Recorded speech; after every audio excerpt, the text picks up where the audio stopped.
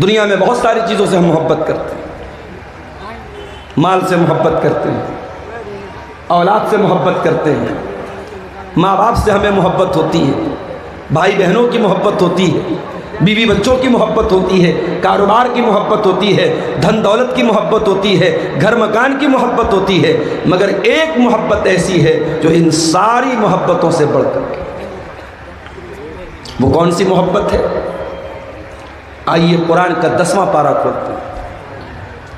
सूरह तौबा की आयत नंबर 24 में अल्लाह फरमाता है, कुल इनकान आबाउकुम व अबनाउकुम व इख्वानुकुम व अज़वाजुकुम व अशीरतुकुम व अमवालुन इक़्तरफ़्तुमूहा व तिजारतुन तख़शौन कसादहा व मसाकिन तर्दौनहा।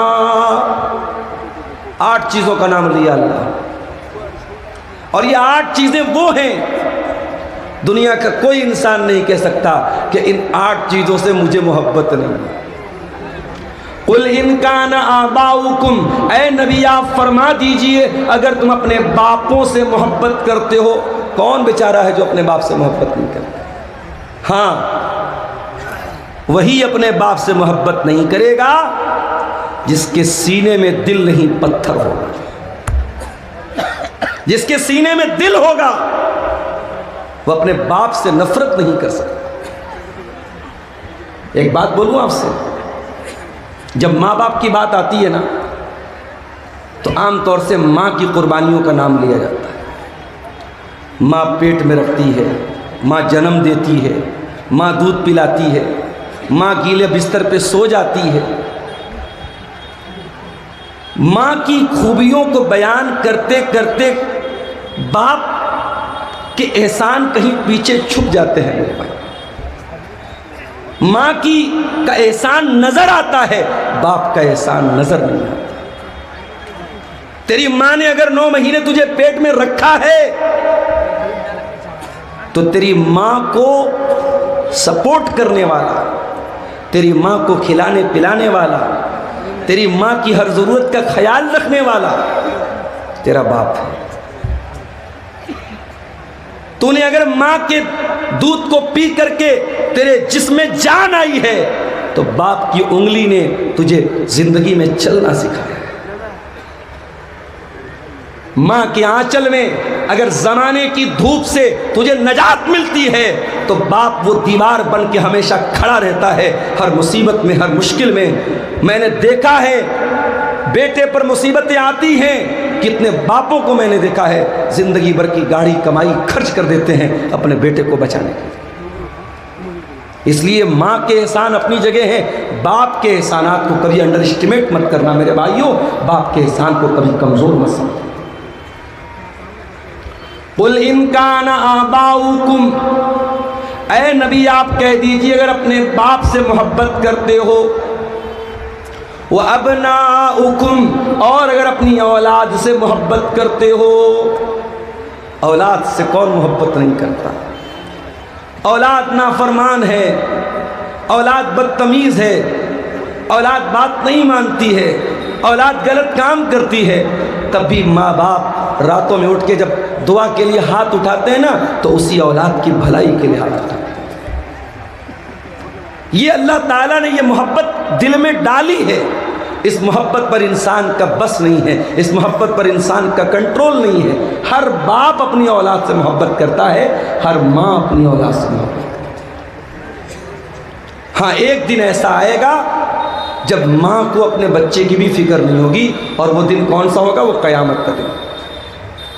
अल्लाह ने फरमाया ना सूरह हज की शुरुआत किया है, या अय्युहन्नासु इत्तक़ू रब्बकुम इन्न ज़ल्ज़लतस्साअति शैउन अज़ीम यौम तरौनहा तज़हलु कुल्लु मुर्दियतिन अम्मा अर्ज़अत व तदउ कुल्लु ज़ाति हम्लिन हम्लहा। क़यामत के दिन दूध पिलाने वाली माँ भी अपने बच्चे से गाफिल हो जाएगी। दुनिया में ये पॉसिबल नहीं है। माँ अपने दूध पीते बच्चे को कभी नहीं छोड़ सकती। गाजा में बम बरस रहा है, बारूद बरस रहा है, लेकिन माँ अपने बच्चे को छोड़ के नहीं भागती है, अपने बच्चे को अपने आंचल में अपनी गोद में लिए लिए माँ मर जाती है मगर बच्चे को नहीं छोड़ती। उल इनकान आबाउकुम, ऐ नबी आप कह दीजिए अगर अपने बाप से मोहब्बत करते हो, वह अबनाउकुम अपने बेटों से मोहब्बत करते हो, वह इखवानुकुम और अपने भाई से मोहब्बत करते हो। भाई भाई के कहते हैं ना, भाई भाई के जिसमें एक माँ बाप का खून दौड़ता है। पड़ोसी पड़ोसी से झगड़ा कर रहा है, हमसे कोई मतलब नहीं होता। गांव में गांव का किसी से झगड़ा हुआ, हमें कोई मतलब नहीं। हमारे भाई को किसी ने मार दिया, हमें गुस्सा आ जाता है। हमारे भाई को किसी ने गाली दे दी, हमें गुस्सा आ जाता है। ये गुस्सा क्यों आता है? ये अल्लाह ताला ने मोहब्बत डाली है भाई की भाई के दिल। अगर तुम अपने भाइयों से मोहब्बत करते हो, वह अज़वाजुकुम, और अगर तुम अपनी बीवियों से मोहब्बत करते हो, शादी के बाद शौहर और बीवी की मोहब्बत भी बड़ी अनमोल मोहब्बत है मेरे भाई। ये वो मोहब्बत नहीं है जो किसी रेस्टोरेंट में, किसी पार्क में, किसी फेसबुक और व्हाट्सएप के चैटिंग में तैयार हुई है। ये मोहब्बत निकाह के जरिए तैयार हुई। ये अल्लाह ने मोहब्बत डाली है, शौहर के दिल में बीवी की मोहब्बत, बीवी के दिल में शौहर की मोहब्बत। और एक बात बोलूं, शौहर बीवी के बीच में अगर मोहब्बत नहीं है तो ये रिश्ता नहीं चल सकता। ये रिश्ता तभी चलेगा जब एक दूसरे की मोहब्बत होगी। अगर मोहब्बत नहीं है तो मशीन की तरह ये रिश्ता चलेगा। शौहर आएगा, अपनी ज़रूरत पूरी करेगा, बीवी अपना हक अदा करेगी, बस काम खत्म। दिल का दिल से कोई कनेक्शन नहीं होगा जब तक दिल में मोहब्बत ना हो एक दूसरे की। बड़ा प्यारा रिश्ता है मियाँ बीवी का रिश्ता। जानते हो इस रिश्ते को अल्लाह ने लिबास कहा। कुरान का दूसरा पारा उठाओ, हुन्ना लिबासुल लकुम व अंतुम लिबासुल लहुन्ना, तुम अपनी बीवियों के लिए लिबास हो और तुम्हारी बीवियां तुम्हारे लिए लिबास हैं। ये लिबास क्यों कहा? तुम्हारी बीवी तुम्हारे लिए लिबास है, लाइक अ ड्रेस। तुम्हारी बीवी तुम्हारे लिए ड्रेस है। तुम्हारी बीवी तुम्हारे लिए वैसी है जैसे तुम्हारा कपड़ा है। भाई बीवी का कपड़े से क्या ताल्लुक है? कपड़ा हमेशा बदन के साथ लगा रहता है। आप रात में सोते हैं तो भी बनियाइन और लुंगी के साथ सोते हैं। बीवी शौहर के लिए लिबास है, शौहर बीवी के लिए लिबास है। दोनों एक दूसरे के साथ अटैच्ड हैं, एक दूसरे से संबंधित हैं, एक दूसरे से बंधे हुए हैं। दोनों अलग नहीं हो सकते। मैं अभी तकरीर करने के पहले कपड़ा चेंज करना था। मैंने डॉक्टर साहब से कहा थोड़ा कोई कमरा दे दीजिए, मैं कपड़ा चेंज करूं। आदमी भी कपड़ा चेंज करता है तो अकेले में चेंज करता है, और औरत तो करती। हम किसी के सामने बगैर कपड़े के रहना पसंद नहीं करते। कपड़ा हमारी इज्जत पर पर्दा डालता है। कपड़ा हमारे ऐब पर पर्दा डालता है। कुरान क्या कह रहा है? हुन्ना लिबासुल लकुम व अंतुम लिबासुल लहुन्ना, तुम्हारी बीवियां तुम्हारे लिए लिबास हैं। वो तुम्हारे ऐब के ऊपर पर्दा डालती हैं और तुम अपनी बीवियों के ऐब पर पर्दा डालते हो। अगर शौहर बीवी के ऐब पर पर्दा न डाले और बीवी शौहर के ऐब पर पर्दा न डाले तो मियाँ बीवी होने का कोई मतलब नहीं। जो बीवी शौहर की बुराई करे, जो शौहर बीवी की बुराई करे, बीवी शौहर की गीबत करे, शौहर बीवी की गीबत करे, तो समझो वो एक दूसरे के लिबास नहीं है। लिबास तो पर्दा डालता है, लिबास तो एक दूसरे के ऐब को छुपाता है। अच्छा, लिबास का एक मकसद और भी है। मैं तकरीर करने के लिए आता हूँ, सदरी पहनता हूँ। बहुत सारे उलमा शेरवानी पहनते हैं। बांग्लादेश के या बंगाल के अक्सर उलमा जो आते हैं, मैं देखता हूँ लंबा वाला जुब्बा पहनते हैं। क्यों पहनते हैं भाई? हर आदमी की अपनी एक चॉइस है, और इस्लाम ने इसीलिए लिबास में कोई लिमिटेशन नहीं रखी, कोई पाबंदी नहीं रखी कि आप कुर्ता ही पहनो, आप जुब्बा ही पहनो, आप पैंट शर्ट ही पहनो। इस्लाम ने कुछ कंडीशन बताई। मर्द का कपड़ा टखने के नीचे नहीं होना चाहिए, औरत का कपड़ा टखने के ऊपर नहीं होना चाहिए, मर्द और औरत दोनों का कपड़ा इतना ट्रांसपेरेंट नहीं होना चाहिए कि बदन नजर आए, इतना टाइट नहीं होना चाहिए कि बदन के जो पार्ट्स ऑफ बॉडी हैं, जो शरीर के अंग हैं, वो नजर आए। तो शराइत बताई हैं, लेकिन इस्लाम ने किसी लिबास की पाबंदी नहीं की है कि यही लिबास आपको पहनना है। हमारे मऊ में, बनारस में लुंगी चलती है। मऊ के कितने उलमा मद्रास गए, हैदराबाद गए, दुनिया के कोने कोने में वही लुंगी पहन के चले गए। उनका लिबास है, उनकी ड्रेस है। तो लिबास हमारी पहचान है। अल्लाह फरमा रहा उन्ना लिबासुल लकुम, तुम्हारी बीवियां तुम्हारा लिबास हैं। जिस तरीके से तुम कपड़ा पहन करके अपने आप को सजाते हो, संवारते हो, तुम कपड़ा पहन करके अपने आप को सुंदर बनाते हो, अपने आप को अट्रैक्टिव बनाते हो, अपने आप को आकर्षक बनाते हो। तुम्हारी बीवियां भी तुम्हारी ज़िंदगी को आकर्षक बनाती हैं, तुम्हारी ज़िंदगी को सुंदर बनाती हैं, और तुम उनकी ज़िंदगी को सुंदर बनाते हो। ज़िंदगी की खूबसूरती है ये रिश्ता। इसलिए अल्लाह कह रहा है अगर तुम अपनी बीवी से मोहब्बत करते हो, बाप हो गया, औलाद हो गई, भाई हो गया, बीवी हो गई। उसके बाद फरमाया वाशीरतुकुम, और अगर तुम अपने खानदान से, अपनी बिरादरी से, अपने कबीले से मोहब्बत करते हो। आपके यहाँ शेरशाबादी बिरादरी है, बड़ा बहुत अच्छा मुझे लगता है जब मैं ये देखता हूँ। एक इत्तेहाद है। अभी किसी नेता के बारे में मैंने सुना कि उन्होंने शेरशाबादी बिरादरी के बारे में कुछ उल्टा सीधा बोला। सारी एसोसिएशन, जो शेरशाबादी एसोसिएशन है, वो खड़ी हो गई कि नहीं साहब गलत बोला गया। होना चाहिए अपनी कौम के लिए, अपनी बिरादरी के लिए ये यूनिटी होनी चाहिए। झारखंड के इलाकों में जाता हूँ, पाकुड़, साहेबगंज, गोड्डा का इलाका एक तरफ से पूरे अंसारियों का इलाका है, अंसारी कौम है वहाँ। बंगाल में आप चले जाए, वहाँ बहुत सारे लोग अपने नाम के साथ शेख लिखते हैं, शेख लोगों का इलाका है। तो बिरादरी का होना कोई ख़राब बात तो नहीं है। ख़राब बात क्या है? इंसान अपनी बिरादरी पर फ़ख्र करे और दूसरी बिरादरी को हक़ीर समझे। अल्लाह ने फरमाया वाशीरतुकुम, अगर तुम्हें अपनी बिरादरी के ऊपर, अपने ख़ानदान के ऊपर अगर तुम्हें मोहब्बत, तुम उससे मोहब्बत करते हो तो कोई मसला नहीं, कोई प्रॉब्लम नहीं है, कर सकते हो। ख़ानदान और बिरादरी की मोहब्बत नेचुरल है। उसके बाद फरमाया व अमवालुन इक़्तरफ़्तुमूहा, और वो माल जिसको तुम कमा कमा करके, मेहनत कर करके कमाते हो, लाते हो, अगर तुम अपने माल से मोहब्बत करते हो तब भी कोई प्रॉब्लम नहीं है। ये अलग बात है कि मेहनत से कमाया हुआ वो माल हमारा नौजवान जुए में जा करके बर्बाद कर देता है, मेटा ओजोन में जाके बर्बाद कर देता है, क्रिप्टो करेंसी में ले जाके बर्बाद कर देता है। हमारे नौजवान को क्या चाहिए? बैठे बिठाए पैसा चाहिए। कोई कंपनी आती है, साहब 1 लाख रुपया लगा तो हर महीने 15,000 देंगे, हमारा नौजवान झट से तैयार हो जाता है। बैठे बिठाए पैसा किसको बुरा लगता है?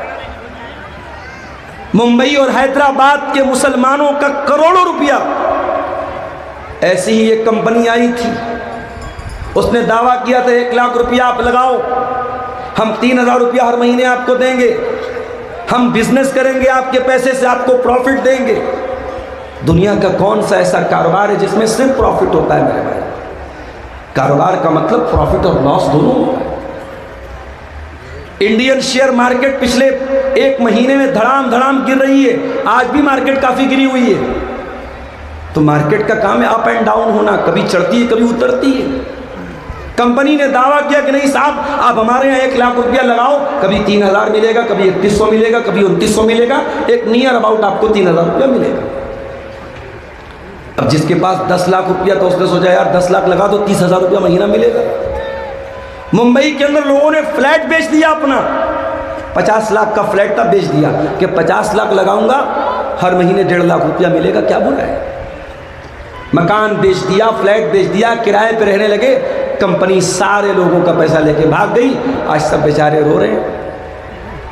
तो मेरे भाइयों, ये पैसा जो आप मेहनत से कमाते हैं, अपने नौजवानों से कहना चाहूँगा इसको जुए में बर्बाद मत करो। ये मेटा ओजोन, ये क्रिप्टो करेंसी और ये शेयर मार्केट की बहुत सारी नाजायज़ शक्लें, शेयर मार्केट की सारी शक्लें नाजायज़ नहीं हैं, उसकी बहुत सारी शक्लें जायज़ भी हैं, उसको बैठ करके डिस्कस किया जा सकता है, लेकिन बहुत सारी शक्लें शेयर मार्केट की नाजायज़ हैं। तो शेयर मार्केट हो गई, क्रिप्टो मार्केट हो गई, इसी तरीके से आजकल ये जो है कमोडिटी मार्केट चल रही है, सोने और चांदी का कारोबार हो रहा है। इन तमाम चीज़ों में जो एक ये गारंटीड मुनाफा है और ये है कि साहब हम पैसा लगा के करोड़पति बन जाएंगे, 100 रुपया लगा के 1000 कमा लेंगे।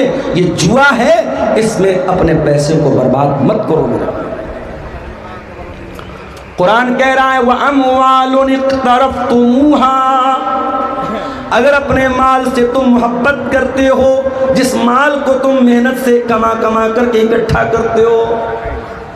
कोई इंसान अगर ये बोले साहब हमको माल से मोहब्बत नहीं, झूठ बोल रहा है, झूठा है, मक्कार है। माल से मोहब्बत तो नेचुरल चीज़ है मेरे भाई। अब ये अलग बात है, किसी को माल से इतनी मोहब्बत होती है कि माल कमाने के चक्कर में हलाल हराम की परवाह भी नहीं करता। माल से इतनी मोहब्बत होती है, ज़कात नहीं निकालता, दान नहीं करता, चंदा नहीं करता। करोड़ों की हैसियत है, मोहल्ले में मदरसे का चंदा हो रहा है, मस्जिद का चंदा हो रहा है, ये 10,000 दे सकता है, ये 1 लाख दे सकता है, ये चंदा देता है 500 रुपया। इसके पास पैसा तो है, दिल नहीं है। तो किसी के दिल में माल की ज़्यादा मोहब्बत है, किसी के दिल में कम मोहब्बत है, मगर माल से मोहब्बत सबको है। उसके बाद फरमाया व तिजारतुन तख्शौन कसादहा, और ए ईमान वालो, अगर तुम अपने बिजनेस से, अपने कारोबार से, अपने व्यापार से, अपने धंधे से, अपनी दुकान से मोहब्बत करते हो, जिस कारोबार के बारे में तुम्हें ये डर होता है कि कहीं घाटा ना हो जाए, हर कारोबारी को यही डर रहता है घाटा ना हो जाए, तो ये 7 चीज़ होगी। और 8वीं चीज़ व मसाकिन तरदौनहा, और ऐ मुसलमानों, अगर तुमको अपने घर बार से मोहब्बत है, अपने मकान से मोहब्बत है, अपनी बिल्डिंग से मोहब्बत है, माँ बाप से मोहब्बत, औलाद से मोहब्बत, भाई से मोहब्बत, बीवी से मोहब्बत, ख़ानदान से मोहब्बत, माल से मोहब्बत, तिजारत से मोहब्बत, घर बार से मोहब्बत। अल्लाह ने 8 चीज़ों का नाम लिया, और 8 चीज़ों का नाम लेने के बाद अल्लाह क्या कहता है, ज़रा गौर कीजिए। अहब्ब इलैकुम मिनल्लाहि व रसूलिही व जिहादिन फी सबीलिही, अगर इन 8 चीज़ों की मोहब्बत तुम्हारे दिल में अल्लाह से ज़्यादा हो जाए, रसूल से ज़्यादा हो जाए, और अल्लाह की राह में जिहाद से ज़्यादा हो जाए, फतरब्बसू, तो तुम अल्लाह के अज़ाब का इंतज़ार करो, हत्ता यअतियल्लाहु बिअम्री, अल्लाह ताला अपने अज़ाब को सामने लाएगा। पता ये चला आप मोमिन हैं, आप मुसलमान हैं, आपके दिल में सबसे ज़्यादा मोहब्बत किसकी होनी चाहिए? अल्लाह की और उसके रसूल की होनी चाहिए। दुनिया की सारी मोहब्बतें इन 2 मोहब्बतों पर कुर्बान हैं। अब मैं अपने तकरीर के असल टॉपिक की तरफ आ रहा हूँ। हमें अपने रसूल से मोहब्बत तो करनी है, सवाल ये पैदा होता है कितनी मोहब्बत करनी है।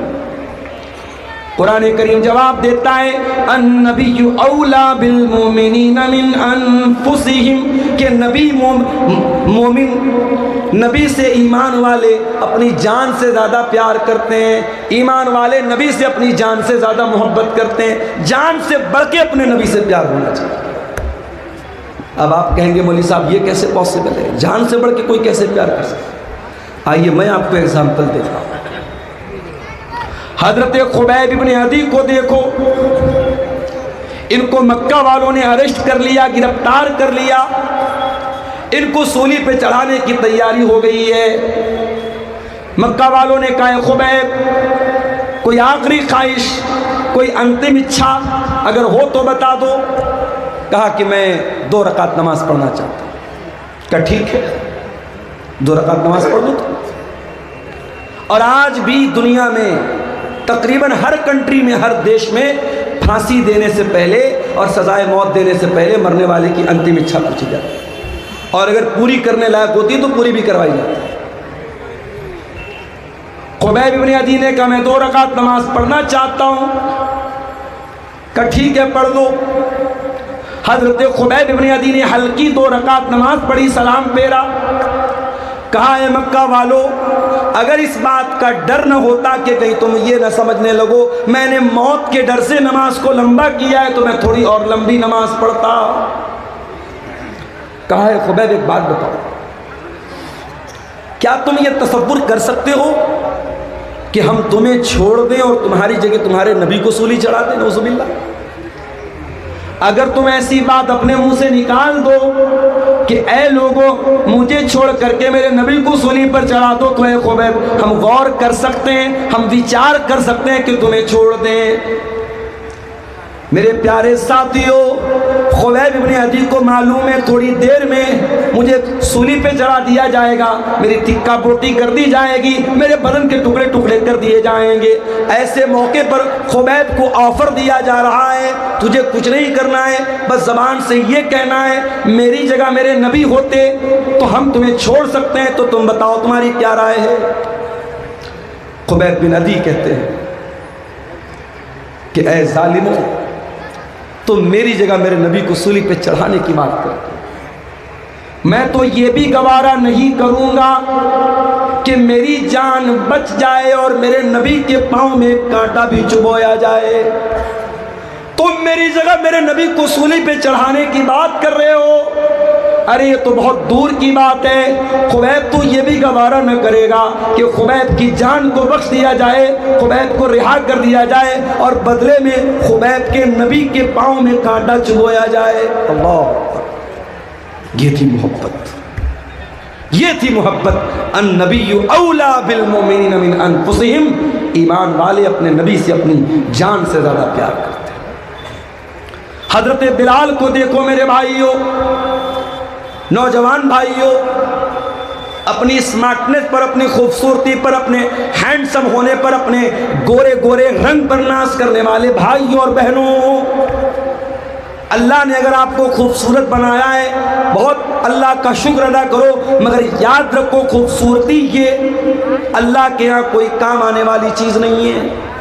अल्लाह के यहाँ आपकी शक्ल सूरत ये मैटर नहीं करती, अल्लाह के यहाँ आपका अमल मैटर करता है, आपका कैरेक्टर मैटर करता है, आपका अकीदा मैटर करता है। बड़े स्मार्ट है, बड़े हैंडसम है, दुनिया में कोई देखता है बड़ी तारीफ करता है, यार ये बंदा बड़ा खूबसूरत लगता है, ये लड़की बड़ी खूबसूरत है। दुनिया वालों के कॉम्प्लीमेंट हासिल करने के लिए, दुनिया वालों की तारीफ हासिल करने के लिए अपने गोरे गोरे रंग पर नाश करने वालों, अपनी गोरी चमड़ी पर नाश करने वालों, बिलाल कोई गोरा तो न था, बिलाल कोई हैंडसम तो न था, बिलाल कोई स्मार्ट तो न था, बिलाल का रंग काला था।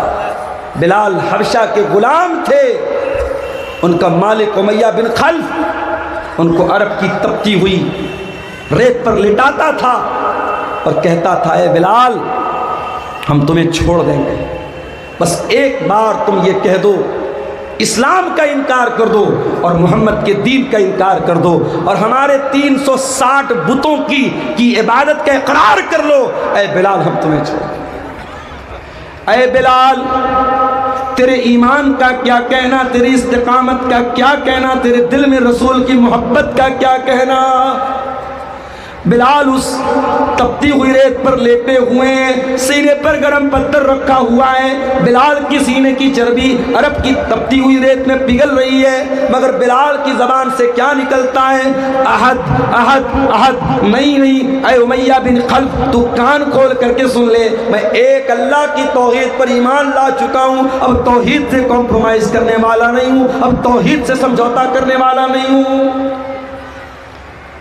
तौहीद से बढ़ के कुछ नहीं है मेरे भाई, मिनिस्टर का ओहदा भी नहीं है, गांव का प्रधानी तो छोड़ दो, विधायक की विधायकी तो छोड़ दो, सांसद की सांसदी तो छोड़ दो, मिनिस्टर की मिनिस्ट्री और बादशाह की बादशाहत, ये तौहीद से बढ़ के नहीं है। उत्तर प्रदेश की एक लीडर के बारे में मैंने बोला और कटिहार के इन यूट्यूबर्स ने उसका फोटो लगा करके डाल दिया, हमारे कुछ साथियों ने हम पर एतराज़ कर दिया, आपको क्या हक पहुंचता है, हमारी कौम की एक लीडर है, एक लड़की है, बहुत अच्छी लड़की है, हमेशा दुपट्टा अपने सर पर रखती है और परंपरा के साथ रहती है, इज्जत के साथ रहती है, अगर वो किसी इबादत खाने में चली गई और उसने दो चार उनकी इबादत में हिस्सा ले लिया तो आपको क्या अधिकार पहुँचता है कि आप तकरीर में उस पर एतराज़ करें। मैंने कहा पहली बात तो मैंने नाम नहीं लिया था, मैंने नाम नहीं लिया था, ये यूट्यूबर्स की हरकत है, नाम न लो ये फोटो चिपका देंगे, तकरीर कुछ रहेगी ये उस पर थंबनेल लगाएंगे, मियाँ बीवी शादी के बाद कैसे मिलें, एक गंदी सी तस्वीर लगा देंगे और मियाँ बीवी कैसे मिलें। अब हमारा नौजवान उत्सुकतावश और उसमें ये देखने के लिए कि मौलाना ने क्या बयान किया है, जब उसको सुनेगा तो कहेगा खोदा पहाड़ निकली चूहिया। ये हमारे यूट्यूबर्स की हरकत है। इनको व्यू हासिल करना है, कुछ भी थंबनेल लगा देंगे, कुछ भी उस पर लगा देंगे। एक जगह तकरीर मेरी हो रही थी, गर्मी का मौसम था, मैं पसीने पसीने था। एक आदमी मेरे पीछे से आया, वो मुझे पंखा करने लगा। लोगों ने बताया थोड़ा दिमाग का क्रैक है, वो आकर के पंखा करने लगा। बोला आप गर्मी से मर जाएंगे। मैंने कहा भाई मैं गर्मी से नहीं मरूंगा, तुम बैठ जाओ। अब एक यूट्यूबर ने उस पर थंबनेल लगाया, तकरीर में हुआ हंगामा, मौलाना भड़क गए। अरे भाई किस पर भड़का मैं?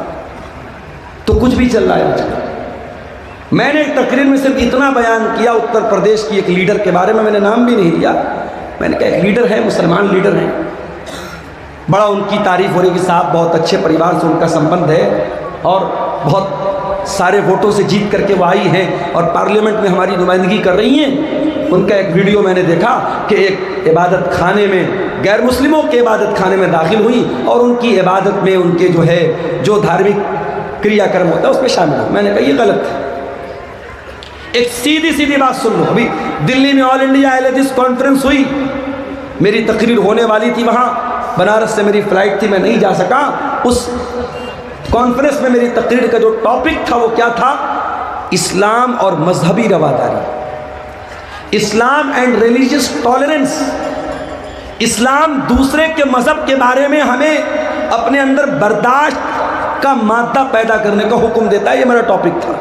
तो मैं उस तकरीर में जो बात बयान करने वाला था, जो मैंने नोट्स बनाए थे, उसमें एक बात मैंने ये भी लिखी थी कि रवादारी का मतलब, टॉलरेंस का मतलब ये नहीं है कि मैं आपके मज़हब पर अमल करूं, आप मेरे मज़हब पर अमल करें। टॉलरेंस तो ये है आप अपने धर्म पर अमल करें, मैं अपने मज़हब पर अमल करूं, ना मुझे आपके मज़हब पर कोई एतराज़ हो, ना मैं आपके मज़हब को कुछ बुरा भला कहूं और ना आप मेरे मज़हब के साथ कोई छेड़छाड़। ये टॉलरेंस है। हमारे यहाँ टॉलरेंस का मतलब क्या समझ लिया कि साहब जब कोई गैर मुस्लिम कुरान पढ़ेगा तब टॉलरेंस है और जब कोई मुसलमान वेद गीता और रामायण पढ़ेगा तब टॉलरेंस है। नहीं मेरे भाई, मुसलमान अपनी नमाज पढ़े और गैर मुस्लिम अपनी पूजा पाठ करे, ईसाई अपने चर्च में जा कर के आराम से इबादत करे, सिख मज़हब का मानने वाला अपने गुरुद्वारा में जा कर के अपनी पूजा करे, जैन मज़हब का मानने वाला अपने एतबार से इबादत करे और हमें किसी के इबादत